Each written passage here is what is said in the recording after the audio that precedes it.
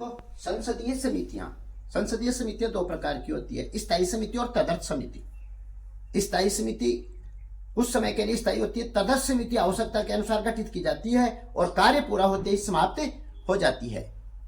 और इन समितियों का गठन क्यों किया जाता है? संसद के कार्यों को सुचारू रूप से चलाने के लिए इन समितियों का गठन किया जाता है। तो इसकी देखो प्रमुख स्थायी समितियां कुछ है। लोक लेखा समिति पहली है,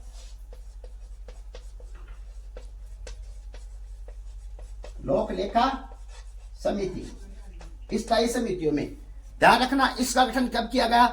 1921 में।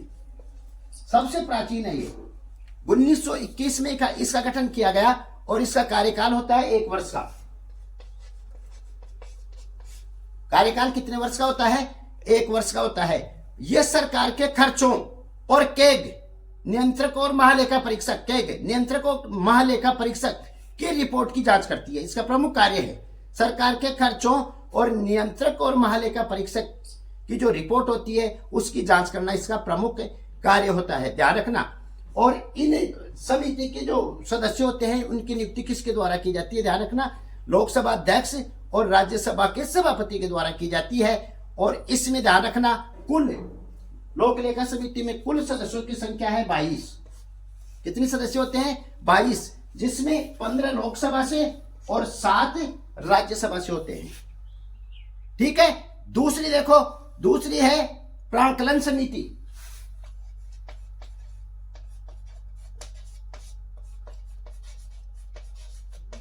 दूसरी समिति है प्राक्कलन समिति, जिसका गठन किया गया 1950 में। इसका गठन कब हुआ? 1950 में।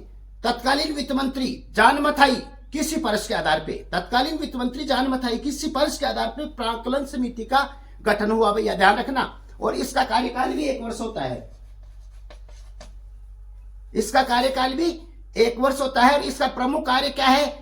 बजट में शामिल अनुमानों की जांच करना और मितव्ययिता लाना, सरकार के खर्चों को कम करना, मितव्ययिता लाना इसका प्रमुख कार्य है, ध्यान रखना।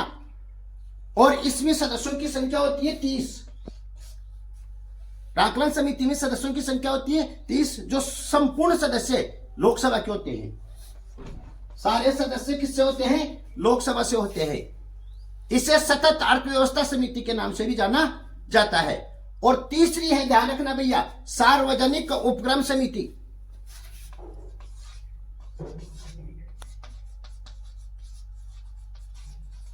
सार्वजनिक उपक्रम समिति थर्ड है।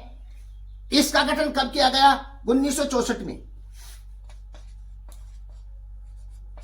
इसका गठन हुआ 1964 में कृष्ण मेनन समिति की सिफारिश के आधार पे। कृष्ण मेनन समिति की सिफारिश के आधार पे सार्वजनिक उपक्रम समिति का गठन किया गया।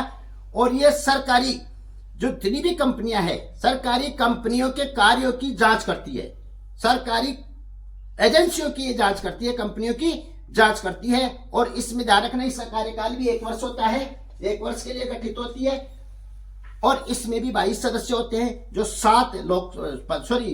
15 लोकसभा से और 7 राज्यसभा से होते हैं। इस प्रकार संसद की 3 प्रमुख समितियां हैं। ओके।